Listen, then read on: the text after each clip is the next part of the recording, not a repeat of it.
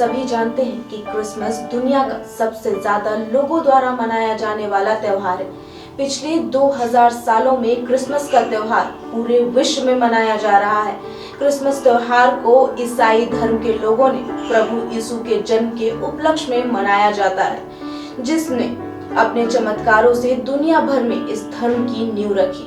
इस त्योहार पर लोग क्रिसमस ट्री को सजाना, उपहार भेंट देना और साथ में भोजन इत्यादि काम करते हैं। अमेरिका में 1870 से ही क्रिसमस के दिन नेशनल हॉलिडे रखा जाता है।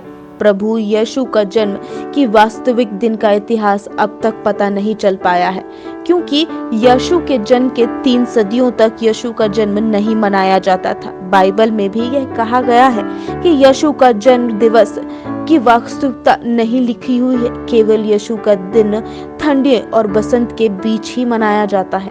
आइए आपको क्रिसमस के जुड़े कुछ तत्वों से अवगत कराते हैं। क्रिसमस के वृक्ष की परंपरा 8वीं सदी से मनाई जा रही है, लेकिन क्रिसमस वृक्ष को सजाने की परंपरा महज 1912 में जोनाथन नामक एक बीमार बच्चे के उसके पिता से अनुरोध करने पर क्रिसमस ट्री को सजाने के साथ ही शुरू हुई थी। ग्रीस और रूस की चर्चों में क्रिसमस के 13 दिनों बाद तक यह त्योहार मनाया जाता है, जिसमें से 3 किंग डेज कहते हैं।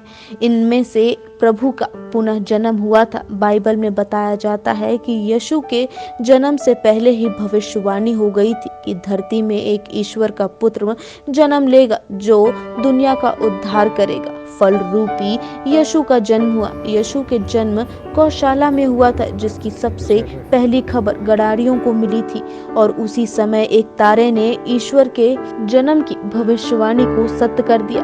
30 वर्ष तक की आयु तक उन्होंने जगह जगह घूमकर अपने चमत्कारों से आम जन की सेवा की। यीशु को अपनी मृत्यु का भी पूर्ण आभास हो गया था। उन्होंने अपने मित्रों को यह बात भी बताई थी।